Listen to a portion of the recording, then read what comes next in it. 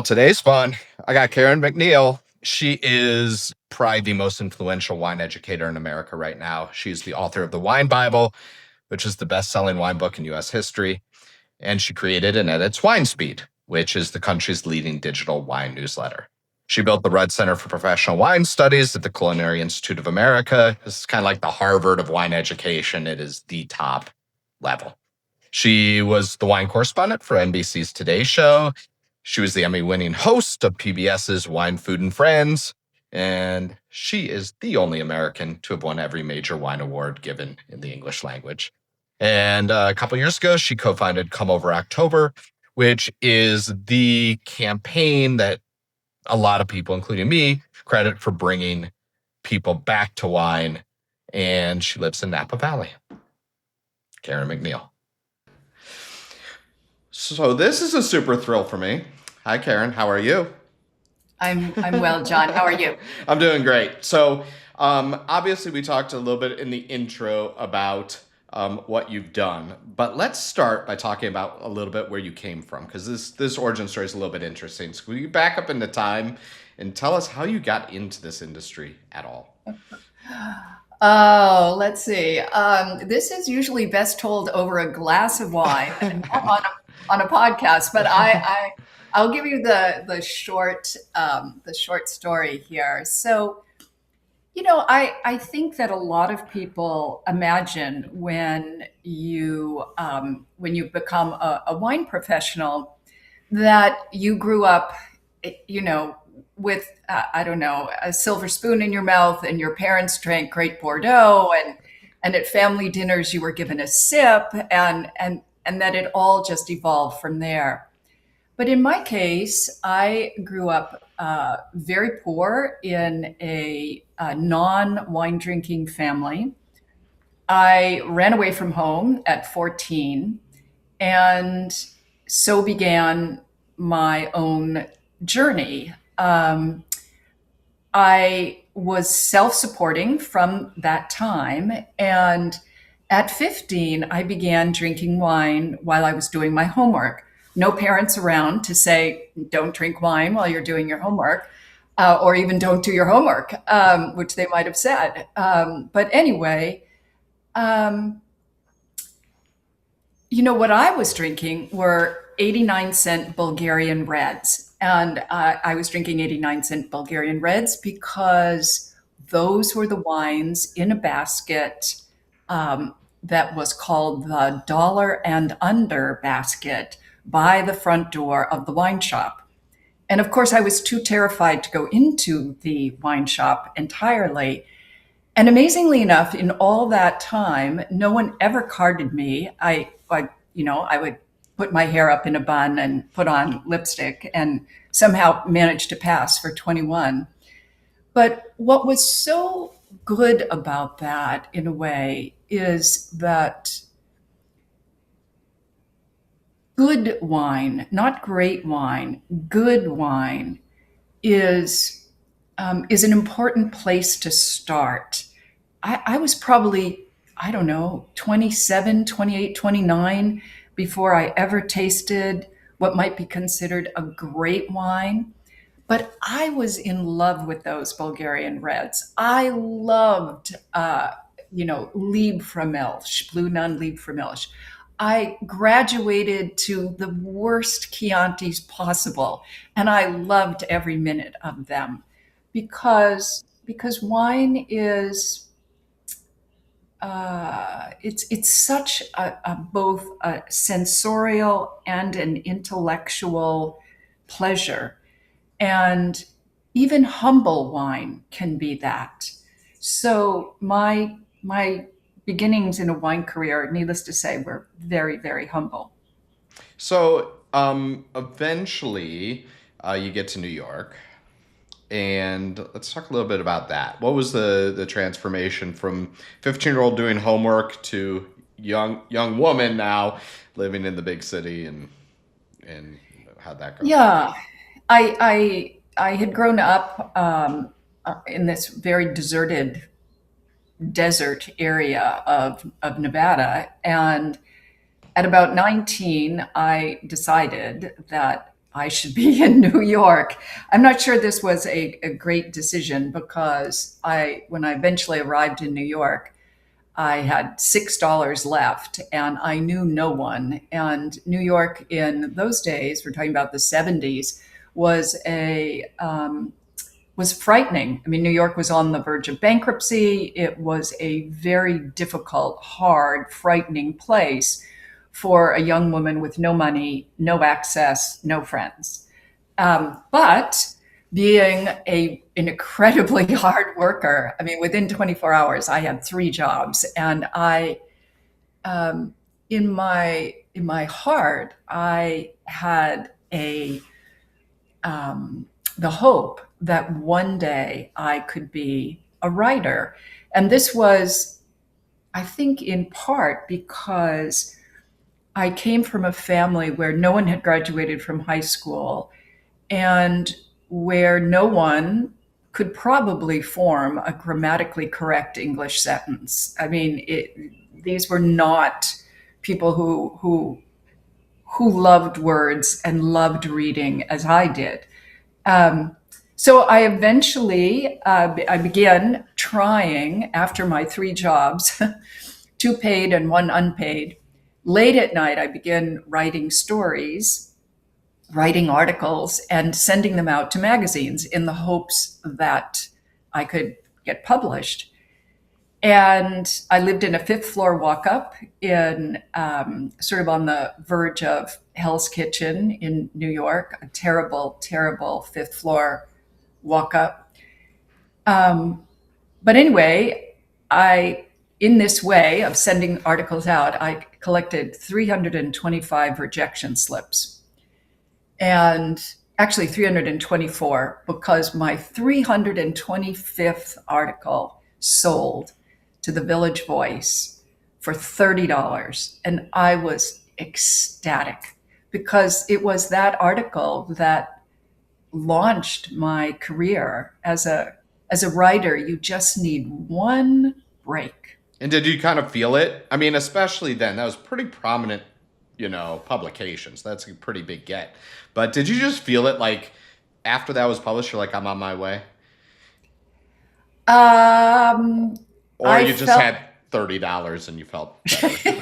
well, with the $30, I immediately went out to a nightclub and sat at the bar and ordered a bottle of champagne and drank the whole thing because I had never done that before. And also because in those days you could buy a bottle of champagne for $30. But no, I guess I'm the kind of person when a good thing happens, I say to myself, okay, now you got to pedal the bike even faster. And so I mean, I've always been a pretty driven person when it comes to work. I love my work. I'm a really super hard worker. And I was just going to really go to town, so to speak, working. So, Yeah. so you do become a pretty famous writer. From a wine industry perspective, obviously the Wine Bible is pretty important, not just as a reference, but as an entry point for a lot of us. Um, but it isn't really just a wine industry book. It's a pretty expansive, wide thing. Let's talk about like what you were thinking about back then when you were writing it, because obviously, it had a big impact on me and others. But I'm curious from your perspective, why write that book? Well, first, it wasn't easy to do. It took 10 years, 10 unpaid years, because I wrote the first edition before the internet. And, right now, any of your listeners, if you wanted to find out, I don't know, how many wineries are there in Hungary, you could just Google that and know that in 5 seconds. But when I wrote the Wine Bible, every fact in the whole wine world had to be gotten in person. You had to go there. You had to find the person who knew the right answer, or try to find that person by telephone. And for the first Wine Bible, I did go to almost every wine region in the world. Um, but in any case, in those days there were very few American wine writers. I mean, there were a group of about 6 men who wrote about wine in the U.S. But most of the big books were written by British authors, and they were really hard to understand. I tried to teach myself about wine by reading, but the thing about reading British authors is they often assume a familiarity with European geography that Americans don't have. So, you'd have to know something, as I often thought about it, to read any of the big British books.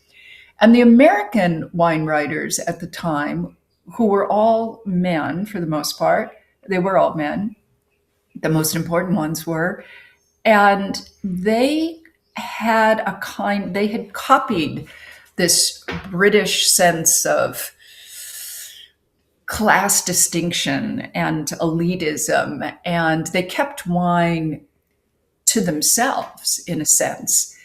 And so, as a young woman without any kind of access, it was really hard to break in. In those days, there were no wine classes in the entire United States. Well, Kevin Zraly would soon after begin his class at Windows on the World, but there were no wine schools. The WSET wasn't yet in the U.S. There were no retailers in New York that poured tastes. So for me, the first challenge was, how am I ever even going to taste wine? I mean, understanding it was one thing. How do you even taste it? I was starting to be a successful writer, but $30 didn't get you very far when you were paying rent, groceries, et cetera, et cetera. I mean, I was still buying. If I spent $5 on a bottle of wine, it was a lot. And so I had to kind of talk my way in to begin tasting wine with this very privileged coterie of men. And they let me taste with them on one condition. And the condition was that I not talk. Oh, So I didn't talk. I didn't talk for about 6 years. I didn't talk. Um, But what was so wonderful about this in the end, I mean, it's unthinkable today. Any woman listening to this would just be outraged. well, most Um, men, I would hope, but yeah, yeah. everybody. Hmm. But the best part of that was that the seeds of the wine Bible were planted then, because I remembered when I eventually did begin the wine Bible, I remembered almost painfully how hard it was to learn about wine, and how impossible it was, and how unreadable so much of wine writing was. And and so I created in my own mind the book that I wished, in a sense, I had had myself.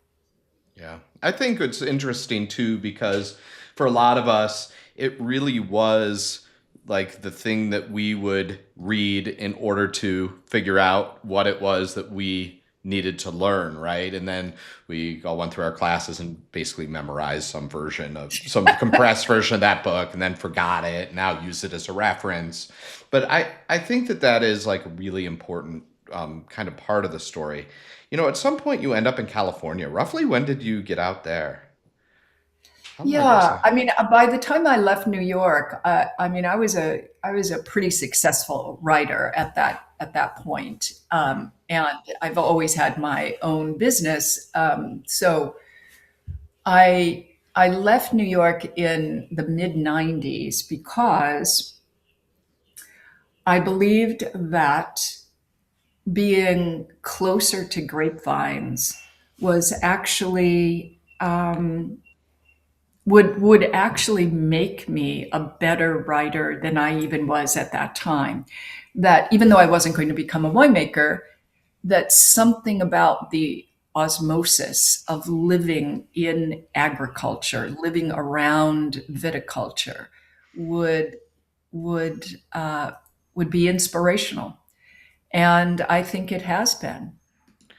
Yeah, one of the I had a guest about a month ago, and Kelly White said one of the reasons she moved out there is because you were out there. So there is definitely an American, there's definitely an Well, American sense of the wine community coming together in Napa in a way that's a little different than the industry gets together in New York, for example. well, your listeners can't see Kelly White, but whenever we're together here in the Napa Valley, I always love to say, what is the likelihood that two New York women, both of whom are writers and who have red hair, would arrive in the Napa Valley within a few years of one another and become fast friends? So it's really she, as you know, is an extraordinary writer. She is. She's terrific. So, Rudd Center at the Culinary Institute of America. This is kind of the Harvard of wine education. So, talk to me a little bit about wine education. What is it that you wanted to change when you were designing that and working through how to train this kind of next group, which now is being trained, right? So what was the difference in philosophy from the way that you went through it? Yeah, one of the I guess I will say problems right now in wine education is that a lot of it has become so standardized that it has influenced how we think about wine. There are all kinds of rules. There's, as you know, there's a grid. You're supposed to think about X first, color, then you're supposed to smell in this certain way, and then you're supposed to delineate where wine could be from, and all of these things, which has produced um, a culture of wine in America of knowledgeable people, which has been good, but it has also not always produced people who are what I think of as good wine thinkers. They're good in a very standardized way. So for me, as a teacher, and I think of myself as a really good teacher, I am I am so. I'm a very logical teacher, as you can tell from the Wine Bible, but but I like to think that I can teach people how to think about wine, not just how to memorize certain facts. Right. And, I think part of this too um, leads us a little bit into WineSpeed. So, can we talk a little bit about WineSpeed and what motivated you to start doing that and how that's been going? Yeah, thank you. WineSpeed is my weekly digital newsletter, and I began it in 2016, and because I was beginning to see that even though the Wine Bible has sold 1 million copies and it continues to sell really strongly, that a whole new way of thinking about communication was happening. People were needing and wanting information faster. So I began to think about what would be the kind of the opposite of the Wine Bible. It would still be authoritative and still be full of information, but that information would come to you fast in fast little snippets. And so I created this digital newsletter. Um, and my other driving factor, and by the way, it is so fun. I mean, there's a weekly wine quiz. There are fast videos that you can ask me a question and I answer it. There are fascinating facts. There are numbers that kind of tell the story of the wine industry. And importantly, every week there's just one wine to know. Because at the time, I, like other people, got various written newsletters. And I remember one newsletter came one day and it said, 200 Sonoma Chardonnays reviewed. And I thought, how many people can sit down and read 200 Sonoma Chardonnays reviewed? A lot of people who I knew would say to me, just give me one wine. What should I drink this weekend? And so WineSpeed became famous for, I mean, I taste probably 50 wines for every one wine that is our wine to know every week. But the other thing that was important to me was a lot of what is written about wine, including wine newsletters, is only about wine. And when wine is stripped out of its culture, it can become very dry. Wine lives in a culture of food and history and gastronomy. It lives in this very rich and a culture of people and places. And so, I mean, one of the things that makes the Wine Bible also, in addition to WineSpeed, so readable is because I'm the kind of person who will say, did you realize there are 5 sheep for every winemaker in New Zealand? And a little tidbits like that. I mean, they make you smile. You think, oh, that's so crazy and funny. But it's when I visit a wine region, I'm taking in all these little facts that together build a kind of picture of a culture in which the wine of that culture fits.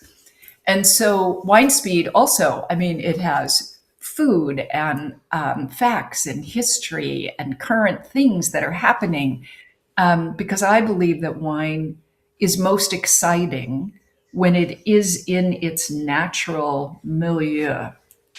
And so for people listening who just can't see a screen, KarenMcNeil.com, and that's where you go for WineSpeed, right? Yes, or you can go to winespeed.com. It's just Oh, one word, wine oh, and speed. well, Winespeed.com. Yeah. that was even easier. All right. Yeah.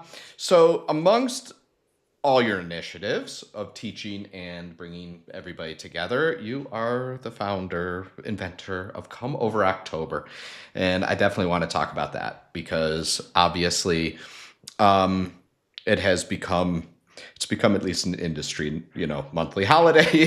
So let's talk a little through your thought process of that um, and how it's kind of evolved a little bit since you've started with that initiative.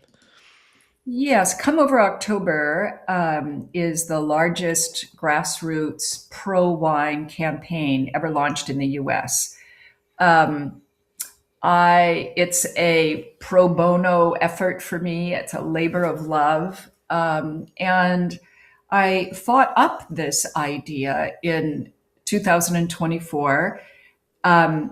Now there are literally hundreds and hundreds of wineries, wine stores, wine consumers, not just around the country, but actually internationally, who do Come Over October promotions. If they're a business, if they're people, they do what Come Over October is meant to do, which is that in 2004, I began to think about, wouldn't it be great if everybody who loved wine in the whole country just did something very natural, very basic? They just invited a friend, a colleague, a neighbor to come over to share some wine.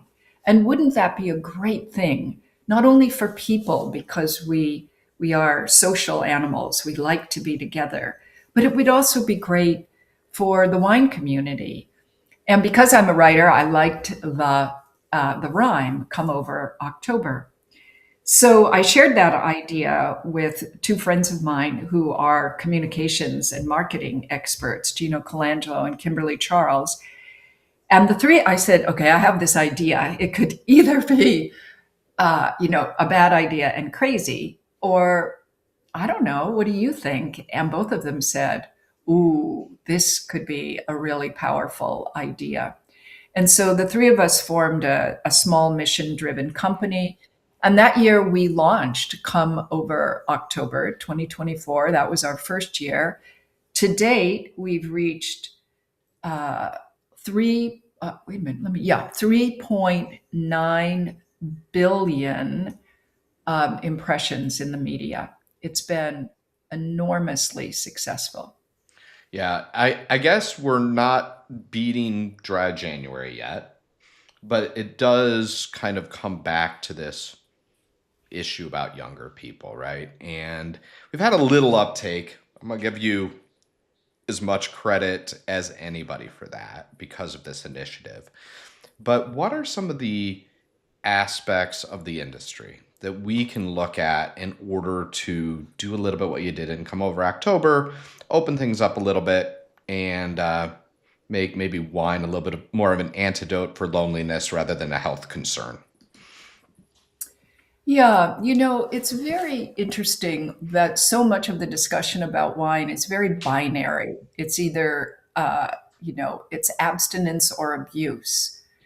And those of us who drink wine, most of us are somewhere in the middle. We're neither abstinent nor do we abuse wine.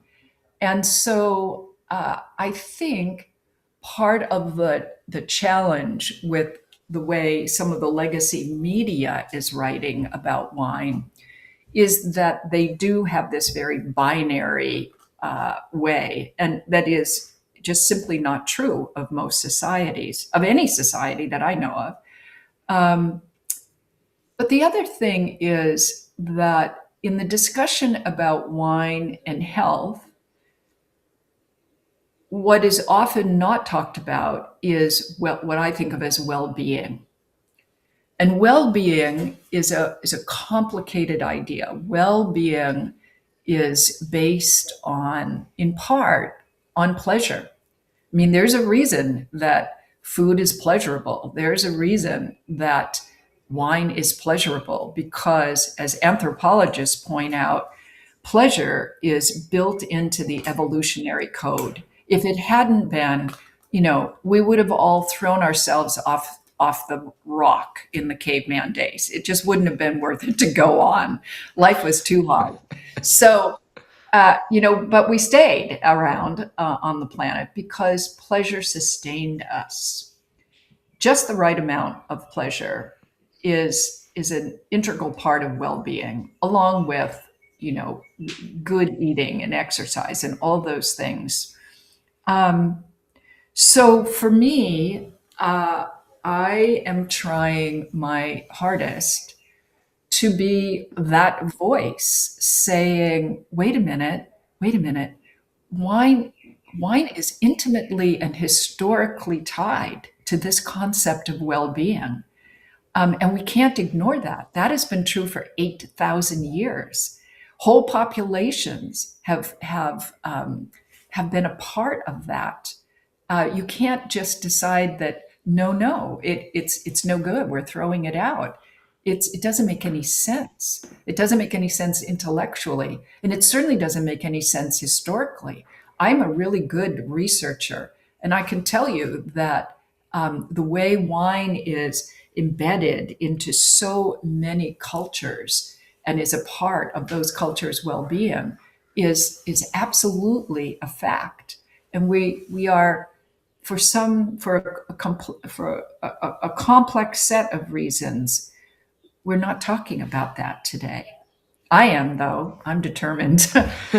Yeah, I think that the interesting thing too is that for lack of a better term, this COVID generation who kind of got shut in at home has a little different idea of what socialization looks like than those of us who went to a bar and got a bottle of champagne to Yeah. celebrate when they would tend to do that at home. And so hopefully, and maybe that's changing a little bit as well, which leads into my free consulting question. So I'm opening a wine bar. So how would you bring in the younger people? What sort of things do you think about that resonated with me and you and everybody else who really got into wine? And how do you adjust that to kind of today's generation? What would you do? I think that wine is the perfect analog in a highly digitized world. And I don't think you have to work hard to convince people to be together. I think you just have to provide the right environment, a comfortable environment, a welcoming place, um, accessibility to wine. Um, one of the differences perhaps today between really good wine bars and restaurants is so many restaurants are hell bent on the $30 glass of wine. And that is, where that gets us. That sends you, as Kelly White would say, straight into the loving arms of a tequila sunrise. You are not going to want to have that glass of wine. But wine bars have this incredible opportunity right now because restaurants seem to be a lot of them, out of touch when it comes to pricing. Wine bars have this opportunity to bring us back to the to making wine just available, an easy choice, a delicious choice. And it would be hard for a wine bar if there were only, I don't know, 50 wines in the world and they were all expensive. But there are thousands of wines in the world that wine bars can offer at really reasonable prices. And and so becoming that place that people love to hang out and just have something delicious to drink, that's the key. Yeah, Pauline Picard has this theory on the $20 wine. And what happens is nobody in the restaurant is drinking wine because it's $20. And so the net result of that is basically you feel strange ordering wine, even if you want it. And then you're dissatisfied spending $20 on a glass of wine that is of lower quality, right? And so I think that there is a lot to be said for that. And I guess it leads to the important question. So where are we going now? Like the 10-year projection from you, I think you've done a pretty good I don't know if you've done a good job predicting or you've just set the tempo, but let's talk about like 10 years from now. How do you see the wine world looking that might be different than today? Well, I'm hoping that more and more fun wine bars will be a part of it. I'm not just saying that because you're going into that business, but because we need that. We need that. The whole wine world needs that psychologically. People need a place. It's kind of, when Starbucks first began, I wrote a cold letter, meaning I didn't know anyone at Starbucks. But I looked up who was the head of marketing at Starbucks, and I wrote them a letter saying, I don't even drink coffee. I drink tea. I said, I am so happy that Starbucks is here, is in existence, created itself, and is starting to expand because it means maybe for American society, the beginnings of what used to be called in France, cafe society. The idea that you could just go someplace, order something to drink, sit there for an hour, talk with friends, do your homework, whatever, and and have that be a comfortable part of human behavior. You just now had a coffee shop, i.e., a Starbucks, that would have held the psychological place that a cafe did in Paris, let's say. So, and I think over the first few years, Starbucks became that. You would see kids in there doing their homework. You would see moms getting together at 11 in the morning. You would see people stopping by at the end of work before they went home. And wine bars, historically in Europe, held that same kind of cafe society place. And the country needs that, in my opinion, more than ever. So I am hoping that that will be part of part of what we see in the future. I'm also pretty optimistic, though. I think for as difficult as the wine business is right now and has been the last 3 or 4 years, I think people are seeing that sharing something matters. That there's a kind of hard to articulate goodness that comes from sharing something.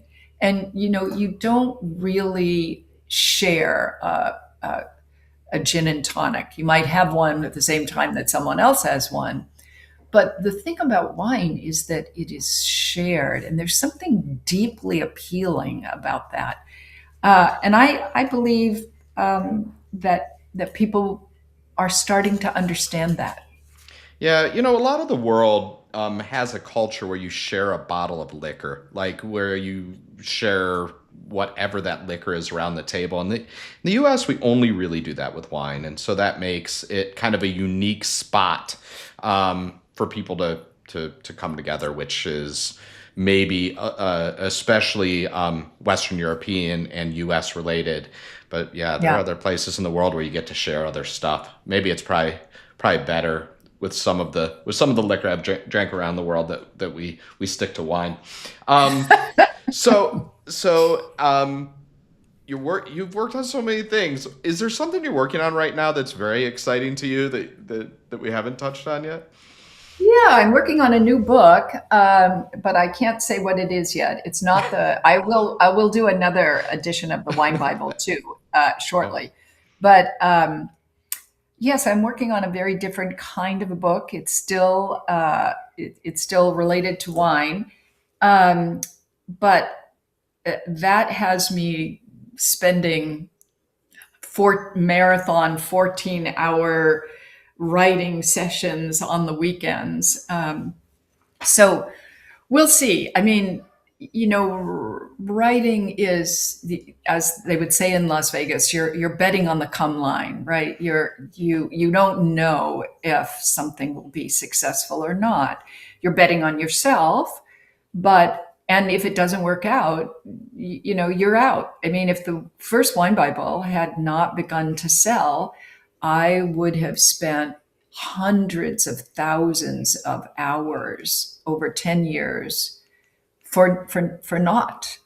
But I was betting that it would work out. And also when you're a writer, you're driven by something else. Even if no one buys your book, you're driven to write it. yeah. So Well, I hope that whatever we're about to see next will not be 10 years of labor, mostly for the benefit of us who would like to see it come out, and hopefully we'll see you again then. Um, your main website we talked about, but winespeed.com, I guess, is the easiest way to get involved in what you're working on a weekly basis. And thank you. everybody who's listening or watching this for the most part knows the Wine Bible, but there's a couple other things out there for Karen, and apparently a new version. So thanks again for doing this, Karen. I really appreciate it. My pleasure, John. Lovely to be with you. Thank you. Thanks.